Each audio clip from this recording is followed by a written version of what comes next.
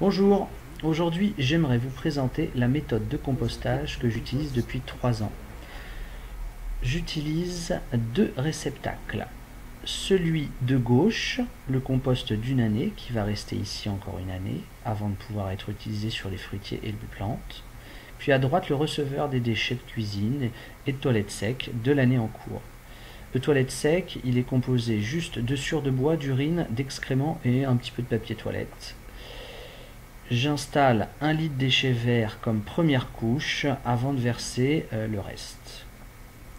Puis le bac de gauche est ensuite recouvert d'environ 20 cm de paille et je laisse tout ça macérer pendant 12 mois. Voilà en gros le principe.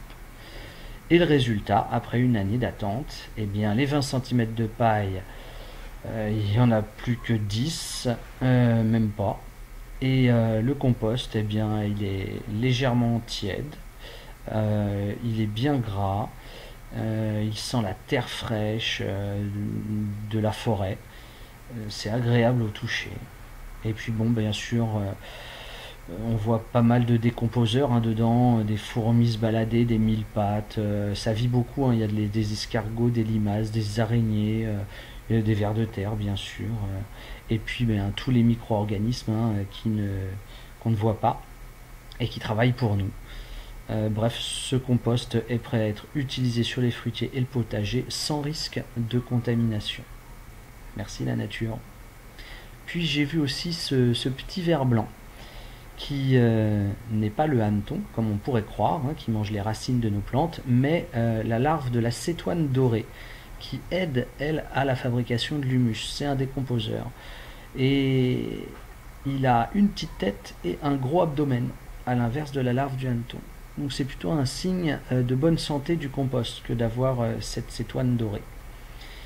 Et qui, entre parenthèses, n'est pas forcément l'ami de l'apiculteur.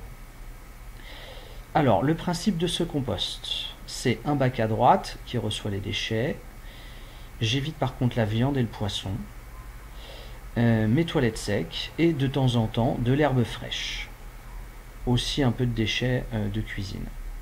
Et je couvre partiellement pour éviter trop d'eau dans le compost.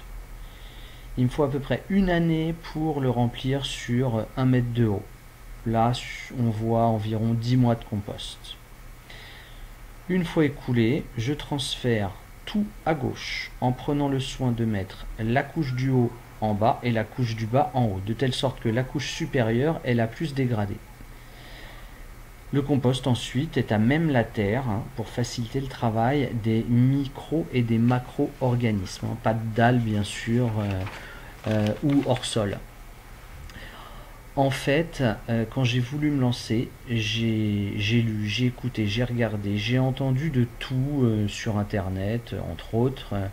Séparer l'urine des excréments, ne pas mélanger les déchets de cuisine et les toilettes secs, bannir le compost de toilettes secs à cause du caca, couvrir le compost, ne pas le couvrir, être vigilant sur les doses de carbone aussi, les matières azotées. Bon, il y avait plein de choses. À la fin, j'avais l'impression d'avoir eu un cours magistral à la fac sur le compost.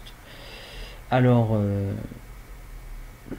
avec tout ce que j'avais emmagasiné comme connaissance, je me suis dit, qu'est-ce qui me paraît le plus naturel? Déjà tout mélanger, un apport de matière azotée, c'est-à-dire la matière verte, et laisser mijoter pour éviter les contaminants. En fait, il faut qu'il y ait une certaine chaleur pour que les contaminants ne puissent pas proliférer. Et en gros, c'est ce que la nature, elle fait. Mais par contre, il faut prendre son temps. D'où une année d'attente afin de se servir du compost. Et je vous assure, vous avez un compost facile à faire chez vous et à utiliser facilement. Voilà, merci.